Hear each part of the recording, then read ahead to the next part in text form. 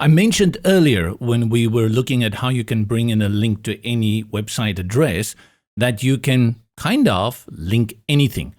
In that instance, I had shown you how to link a button, but there are plenty of elements out there that can also serve as links. If you go to any text element and you select it, in the toolbar you will see the same link options appear. That means the entire box that you see here with the dotted line will become clickable. The same for columns.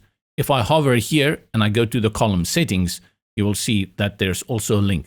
Then in this case, the entire column will become clickable. You can also deep dive into specific parts of text. Let's say I want this text over here to have a link take me somewhere else. Select the text that you want to create the URL with, and then go to the settings and then click your link. And you will see after you've done that and you click outside, it has an underline as an indication that this is a hyperlink.